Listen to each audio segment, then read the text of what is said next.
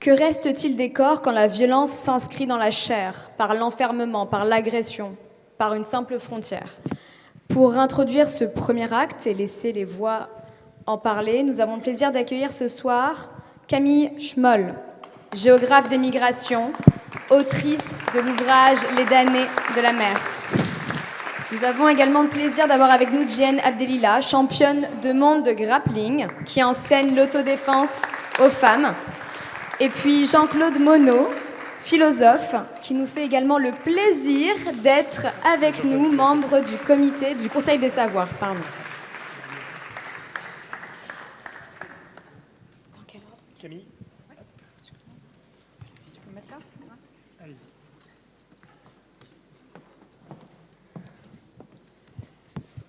Depuis presque 30 ans, je documente la question des migrations. J'ai pu ainsi observer aux premières loges ce que la brutalisation des politiques migratoires fait aux vies et au corps.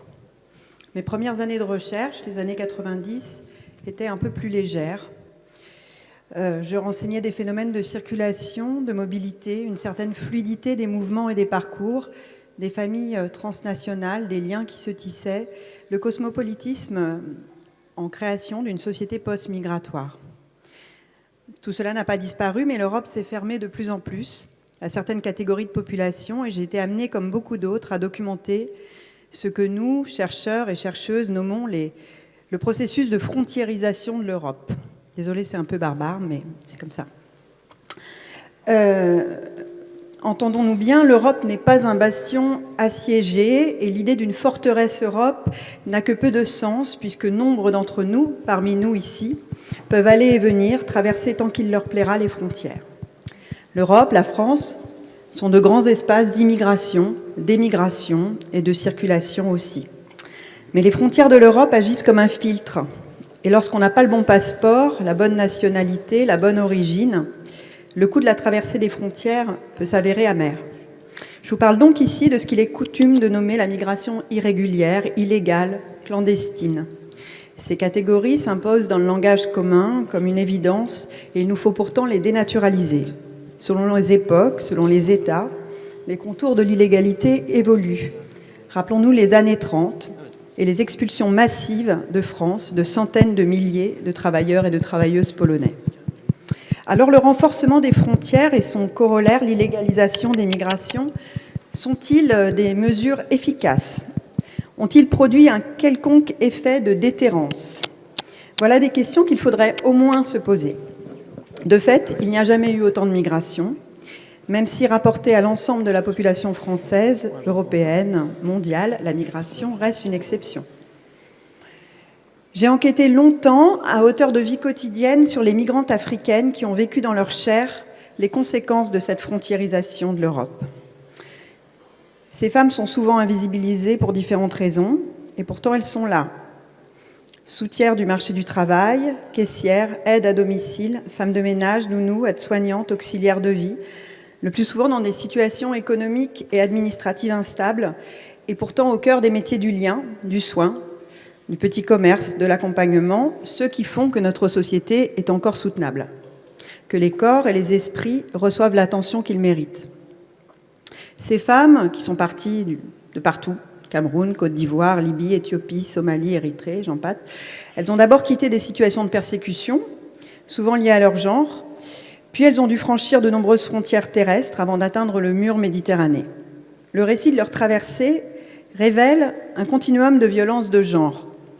Ce terme, proposé par la féministe Lise Kelly en 87, ne désigne ici pas seulement la variété, la continuité des violences, des brimades aux agressions qu'elles doivent subir en route, mais aussi un continuum spatial et temporel, des raisons qui font qu'elles partent à leur installation précaire en Europe. Tout au long de leur trajectoire, ces femmes subissent, encaissent. Et il est bien ici question de violence et non de souffrance, puisqu'il faut en souligner la dimension politique. Je ne reviendrai pas sur le détail de ces violences qui égrènent leur parcours. Ils ont amplement été documentés. Je veux juste rappeler que le caractère lointain, la distance, l'invisibilité ne doivent pas nous relever de nos responsabilités, car c'est bien l'Europe qui finance et encourage ceux qui contrôlent, immobilisent et enferment, violent et torturent, exploitent et jettent dans le désert. Les spécialistes de l'Afrique disent aussi que le continent, d'un espace où la circulation et les échanges étaient la vie ordinaire, est devenu, sous la pression européenne, un lieu de contrôle, d'insécurité, de fermeture. Les expériences féminines de la frontière donnent à voir l'intensification des violences et les angles morts de savoir produits sur leurs effets. La mortalité des femmes en route, par exemple, demeure enveloppée d'incertitudes, comme si la frontière continuait d'étendre son opacité jusqu'aux conditions mêmes de la disparition. Le continuum de violence, il se prolonge une fois arrivé en France. L'irrégularité ouvre la voie à la maltraitance, à l'exploitation et, une fois encore, aux violences sexuelles. Des femmes qui devraient pouvoir reprendre leur souffle, déposer leurs bagages, se retrouvent à la merci de conjoints violents, d'employeurs abusifs, de multiples formes de domination ordinaire. Les plaies du voyage ne se referment pas, elles se déplacent, se transforment et sédimentent. On les retrouve aujourd'hui, ces femmes, au gré de trajectoires administratives fragmentées, alternant le plus souvent périodes de régularité et d'irrégularité. Certaines sont expulsées, reconduites, puis reviennent. Certaines meurent d'épuisement, de chagrin, d'usure.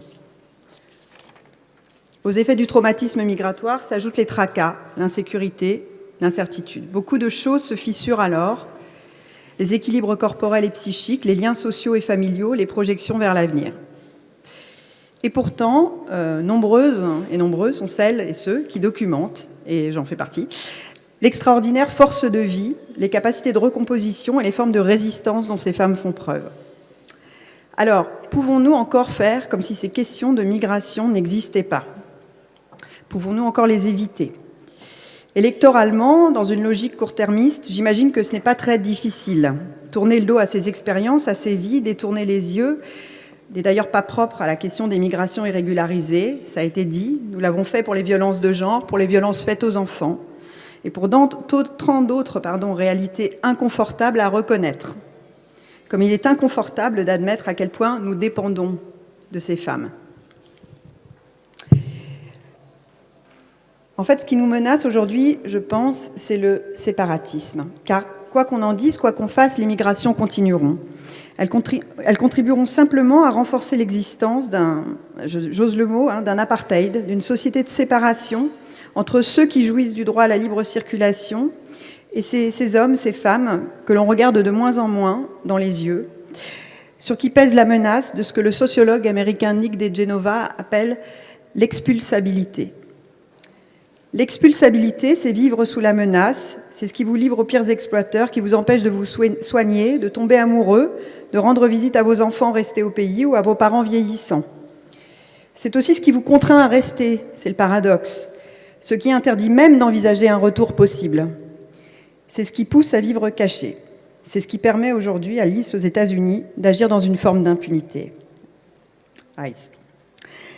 Cette violence dégrade l'Europe. Elle nous décourage. Fatigue militante qui s'installe, écœurement de la politique. L'évitement de la question migratoire à gauche, ou pire, la reprise des thèmes de l'extrême droite, me laisse interdite. Je peine à me l'expliquer. Est-ce un calcul? Est-ce de l'ignorance? Est-ce de la paresse? La migration existe, elle est là. Une première forme de résistance à cette violence serait déjà de reconnaître qu'elle existe et de reconnaître notre interdépendance. On peut aussi évoquer des expériences politiques un peu plus réjouissantes. Depuis 3 ans, je documente avec d'autres l'arrivée de femmes et de familles ukrainiennes en France. L'une des mesures qui a permis à ces femmes de tenir debout, malgré les blessures de la guerre et de l'exil, tient à 2 mots, protection temporaire. Protection temporaire qui a permis d'envisager une nouvelle vie, une vie qu'on choisira ici ou là-bas, ou entre ici et là-bas. Poser les bases de l'accès au droit, d'une reconstruction, d'une réinvention, un avenir possible en toute légalité. Donc pour terminer, je voudrais vous transmettre un message au nom des personnes, des chercheurs et des chercheuses qui, dans un contexte de brutalisation des politiques migratoires et d'hystérisation du débat public, dans un paysage médiatique toujours plus hostile à la rationalité, continuent malgré tout à documenter, à enquêter, à témoigner. Ce message tient en 2 résultats simples de la recherche. Les politiques violentes n'arrêtent pas les migrations. Elles produisent des personnes abîmées, vulnérabilisées, exploitables à merci. Elles approfondissent la séparation entre ces personnes et nous. Des politiques plus humaines et aussi plus pragmatiques, qui reconnaîtraient par exemple la nécessité de régularisation, permettraient à tous et toutes de mieux vivre en reconnaissant ce qui nous lie réciproquement. Merci.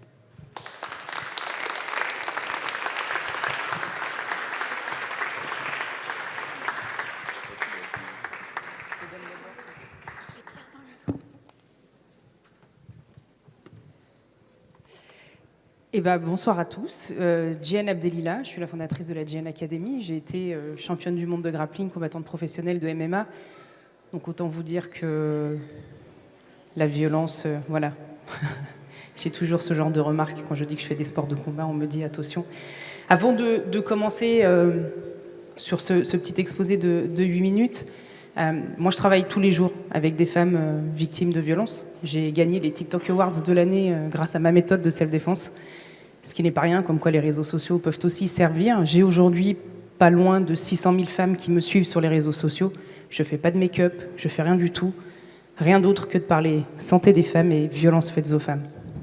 Avant de commencer, je voudrais aussi qu'on ouvre les yeux sur ce que sont les violences faites aux femmes et qu'on ouvre les yeux aussi sur ce qui se passe. Les femmes sont rarement victimes de violences physiques avec coups dans la rue. Ça se passe souvent dans l'espace privé, face à des hommes qu'elles connaissent. Pas des inconnus, pas des hommes sous OQTF, pas des loups cachés sous le lit, comme on peut dire aux enfants. Des voisins, des pères de famille, des frères, des oncles. Et tant qu'on n'aura pas changé cette vision que l'on a, tant qu'on restera dans ces biais, on ne pourra pas changer ce qui se passe sur le terrain. Moi, ces femmes, je les accompagne tous les jours et je vais vous parler de cette expérience. Donc le sujet, ce sera corps, présence et autonomie féminine. Alors, je ne suis pas juriste, je ne suis pas sociologue, je ne suis pas élue. Je suis championne du monde de grappling et ancienne combattante professionnelle de MMA. J'ai également, et je suis toujours enseignante, mon dernier poste était à la Sorbonne. J'ai passé 20 ans à apprendre à des femmes à se défendre, sur un tapis, dans des salles de sport, dans des entreprises, dans des foyers, dans des écoles, partout, en France, en Inde, au Kazakhstan, un peu partout en Afrique. Ce que j'ai appris, c'est que la violence faite aux femmes ne commence jamais par un acte. Elle commence bien avant, dans la façon dont le corps apprend à occuper l'espace. Elle commence par un rapport de force que le corps a intégré bien avant que quoi que ce soit ne se passe. Pas de la répression, pas de la sanction, de ce qui se passe dans le corps d'une femme et de ce qu'on peut y installer à la place. Alors, le problème réel est ce que ratent les politiques. On parle de violences faites aux femmes et aux enfants comme d'un problème de sécurité. Chaque violence laisse une trace, pas seulement dans la mémoire, mais dans le corps. Les femmes victimes de violences présentent davantage de dépression, d'anxiété, de troubles du sommeil, de troubles neurologiques, de douleurs chroniques, de stress post-traumatique. Nous investissons massivement dans la réparation, la justice, la santé, l'accompagnement, mais combien investissons-nous pour empêcher ces blessures d'apparaître ? L'espace rétrécit, une respiration courte. Entrer dans une pièce en cherchant les issues. Marcher dans une rue en calculant les distances. Ce n'est pas de la paranoïa, c'est de l'adaptation. Le corps qui se fait petit. Le corps a appris à se réduire pour se protéger, et c'est précisément ce rétrécissement corporel qui signale la vulnérabilité. Le corps sous alerte, hypervigilance, respiration raccourcie, fatigue chronique, tache blanche au niveau du cerveau. Le corps apprend à vivre en alerte et cet état finit par devenir normal. Ce qu'on peut apprendre sur le tapis des compétitions, changer ce que le corps fait avec la peur, pas la supprimer. Ce que le corps apprend, la méthode concrète.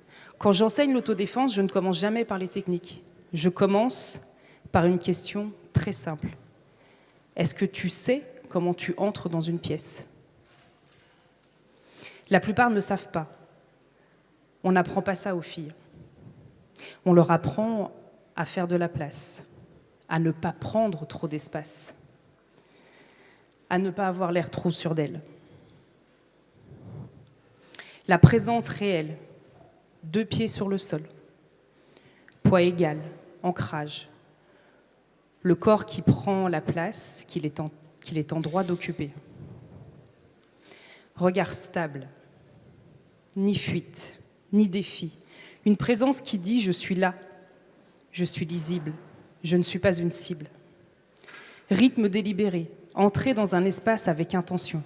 Ces signaux ne sont pas agressifs, ils sont simplement ceux d'une personne indisponible. Ce n'est pas de l'assurance performée. Ce n'est pas une posture de pouvoir apprise devant un miroir. C'est la présence réelle, le sentiment physique d'occuper l'espace qu'on est en droit d'occuper. Ce que ça produit, la preuve et l'enjeu politique. Ce que les études nous montrent.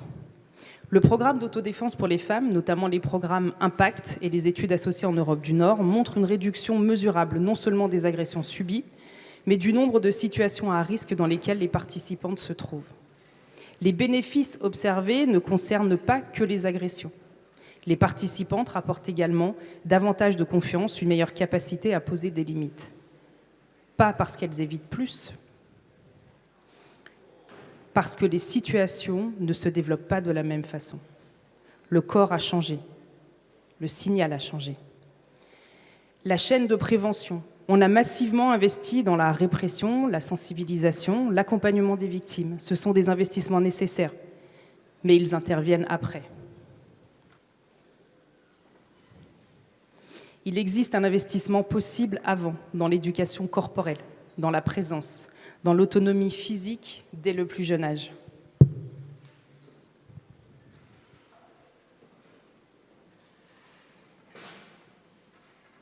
Je suis désolée.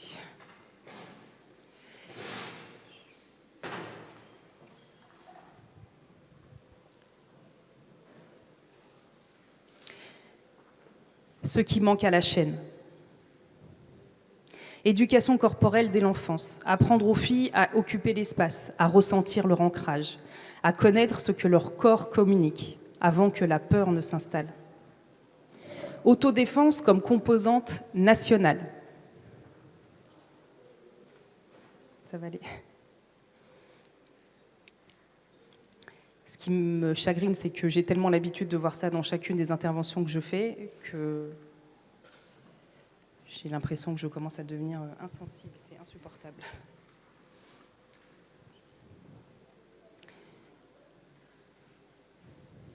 Autodéfense comme composante nationale. Pas une option de club de sport, une composante de l'éducation physique nationale, accessible à toutes, partout, en banlieue, en zone rurale, en milieu professionnel.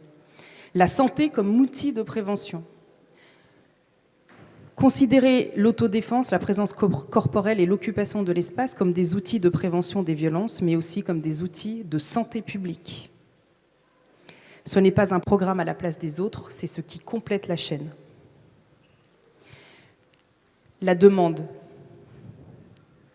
Et en parlant de demande, en l'espace d'un week-end, j'ai reçu, je crois, 1500 messages de femmes me demandant de l'aide. Je n'ai pas de proposition de loi, je n'ai pas de chiffrage budgétaire, j'ai 20 ans de terrain et une conviction que j'apporte ici. Les femmes ne manquent pas de courage. Elles paient parfois physiquement le prix des années passées à vivre en état d'alerte. Elles manquent d'un rapport à leur corps qui rend ce courage visible. Elles manquent d'un rapport à leur corps qui rend ce courage visible. Rendons les femmes indisponibles. On attend que les femmes se sentent prêtes, alors qu'on devrait les entraîner. On devrait leur donner des outils. À partir de quand ? Merci.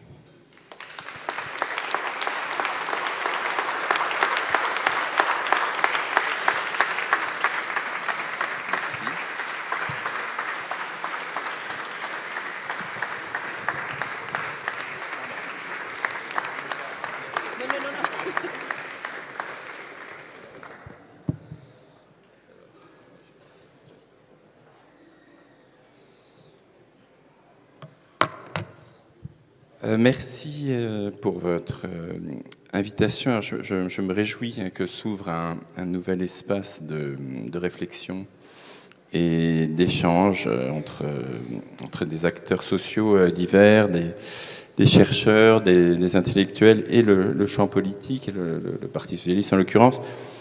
Il y a bien sûr un lien qu'on peut dire originel entre le socialisme et la réflexion sur la société, la philosophie, les sciences sociales, la sociologie. Et ce lien a été parfois plus ou moins distendu. C'est un lien parfois difficile, qui implique, je pense, une liberté de parole et de critique, y compris, ça a été dit dans la présentation, je crois, la possibilité de dresser un bilan des réussites et des échecs des socialistes au pouvoir, y compris de leur responsabilité dans ce qui a commencé sous la dernière présidence socialiste et qui lui a succédé au pouvoir aujourd'hui. Je pense que c'est une nécessité de revenir sur un mode critique à ce qui s'est produit pour aboutir à la situation où nous sommes. On devrait pouvoir le faire sans complaisance, mais sans l'agressivité et les facilités dogmatiques et les procédés de disqualification, de dérision qui surgissent très vite aujourd'hui sur les réseaux sociaux et nous permettant donc l'expression des complexités, des nuances et éventuellement des difficultés, des problèmes pour la gauche elle-même. Je pense qu'il y a dans la démocratie, une dimension d'expérimentation ouverte, qui est donc une dimension aussi d'essai et d'erreur, et qu'il est essentiel, je crois, d'essayer de parler des essais et des erreurs. Alors ce thème aujourd'hui de la violence faite au corps présente aussi certaines difficultés, au moins apparentes, puisqu'il y a un traitement évident et privilégié, voire exclusif de la violence, aujourd'hui, disons, pour le sens commun peut-être, qui est le traitement policier et le traitement pénal carcéral de la violence. Et on peut dire un peu schématiquement, mais c'est de moins en moins schématique, qu'il y a une tendance lourde à droite et à l'extrême droite à occulter deux types de violences, celle qui procède plutôt de l'ordre, au sens du statu quo économique, avec son lot d'inégalités, de domination, de violences liées au travail et à ses conditions, à la précarité et à ses effets sur les corps, mais aussi au sens de la violence qui peut émaner des instances mêmes chargées de maintenir l'ordre, comme la police ou la prison.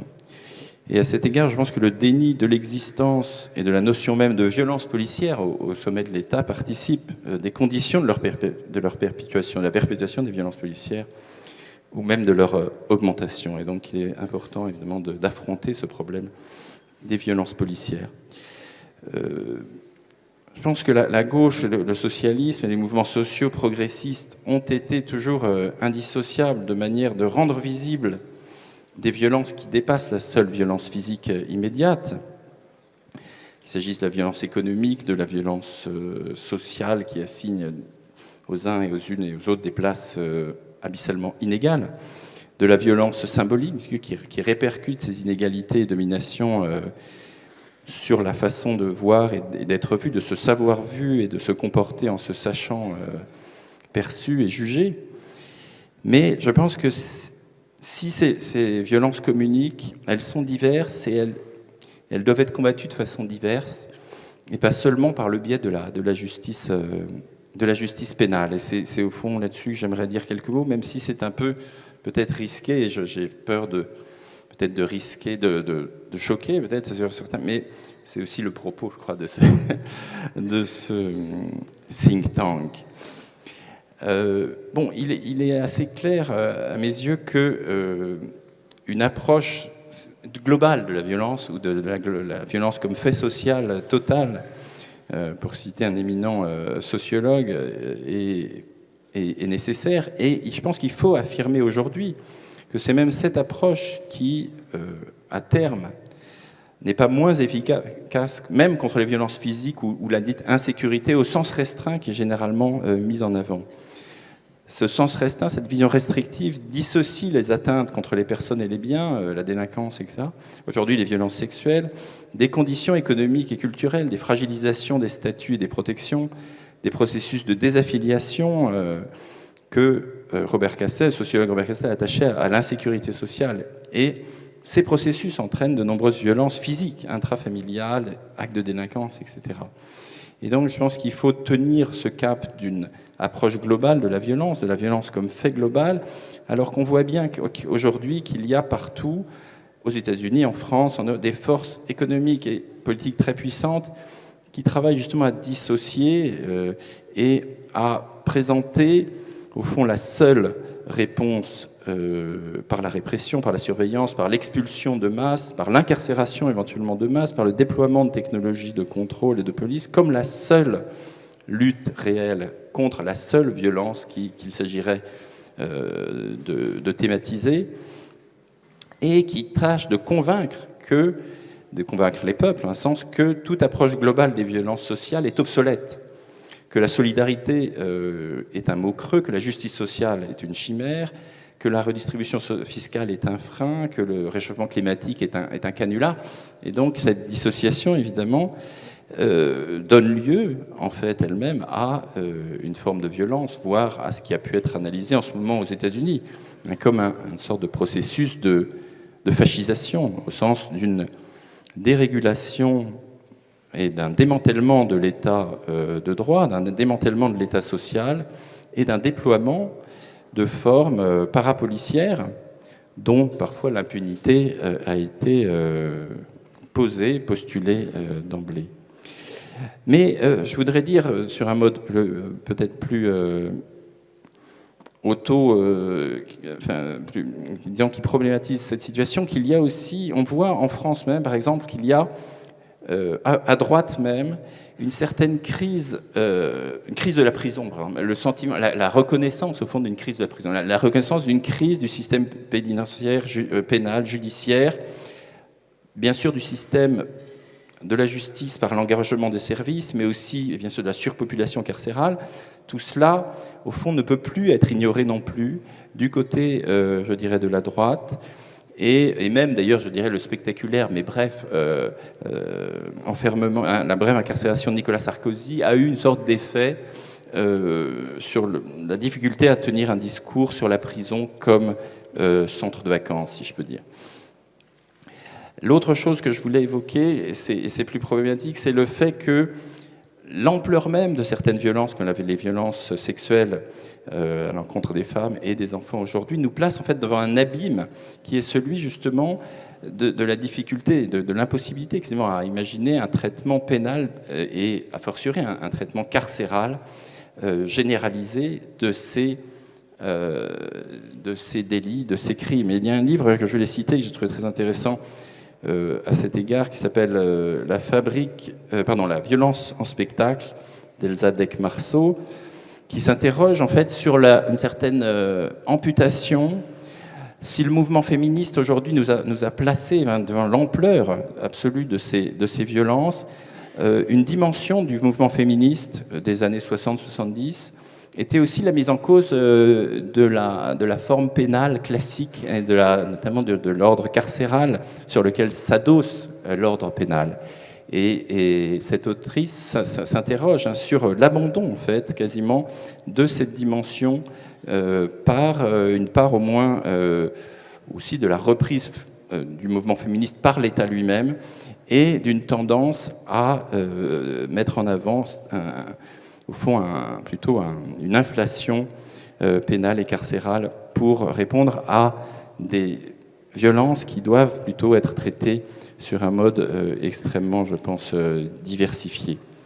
Voilà, c'était juste quelques indications assez peu noétiques, assez peu platoniciennes. Je m'en excuse, j'ai fait de la philosophie plutôt, disons, quotidienne, et je ne me suis pas référé aux grands auteurs, mais ils étaient un peu à l'arrière-plan, et si vous voulez, on peut discuter aussi de Foucault, de Dewey et de Platon lui-même.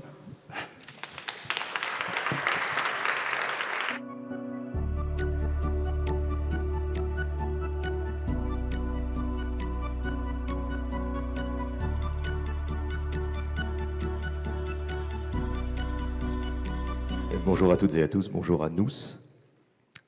On ne refuse rien à Julie Martinez qui m'a donc demandé de lire un texte de Victor Hugo sur le suffrage universel et sa puissance. C'est un discours qu'il a fait en 1850 à la tribune de l'Assemblée nationale. À l'époque, on discutait d'une loi qui subordonnait le droit de vote à une résidence pendant 3 ans dans le même endroit. Et donc, cette loi avait pour objet de restreindre le corps électoral de 3 millions de personnes. Et à la tribune de l'Assemblée nationale, Victor Hugo proteste contre cette loi et redit l'importance du suffrage. Et il dit ceci. Le côté merveilleux, je le répète, le côté profond, efficace, politique du suffrage universel, ce fut d'aller chercher dans les régions douloureuses de la société, dans les bas-fonds, comme vous dites, l'être courbé sous le poids des négations sociales, l'être froissé qui jusqu'alors n'avait eu d'autre espoir que la révolte, et de lui apporter l'espérance sous une autre forme et de lui dire « vote, ne te bats plus ». Ce fut de rendre sa part de souveraineté à celui qui jusque-là n'avait eu que sa part de souffrance. Ce fut d'aborder dans les ténèbres matérielles et morales l'infortuné qui, dans les extrémités de sa détresse, n'avait d'autre arme, d'autre défense, d'autre ressource que la violence, et de lui retirer la violence et de lui remettre dans les mains, à la place de la violence, le droit. Oui, la grande sagesse de cette révolution de février, qui, prenant pour base de la politique l'Évangile, institua le suffrage universel, sa grande sagesse et en même temps sa grande justice, ce ne fut pas seulement de confondre et de dignifier dans l'exercice du même pouvoir souverain le bourgeois et le prolétaire, ce fut d'aller chercher dans l'accablement, dans le délaissement, dans l'abandon, dans cet abaissement qui conseille si mal l'homme de désespoir et de lui dire « espère », l'homme de colère et de lui dire « raisonne », le mendiant, comme on l'appelle, le vagabond, comme on l'appelle, le pauvre, l'indigent, le déshérité, le malheureux, le misérable, comme on l'appelle, et de le sacrer citoyen. Voyez, messieurs, car à l'époque, il n'y avait que des messieurs, voyez, messieurs, comme ce qui est profondément juste est toujours en même temps profondément politique. Le suffrage universel, en donnant un bulletin à ceux qui souffrent, leur ôte le fusil. En leur donnant la puissance, il leur donne le calme. Tout ce qui grandit l'homme l'apaise. Le suffrage universel dit à tous, et je ne connais pas de plus admirable formule de la paix publique, soyez tranquilles, vous êtes souverains. Il ajoute, vous souffrez, eh bien, n'aggravez pas vos souffrances, n'aggravez pas les détresses publiques par la révolte, vous souffrez, eh bien, vous allez travailler vous-même, dès à présent, aux grandes œuvres de la destruction de la misère par les hommes qui seront à vous, par des hommes en qui vous mettrez votre âme et qui seront en quelque sorte votre main. Soyez tranquilles.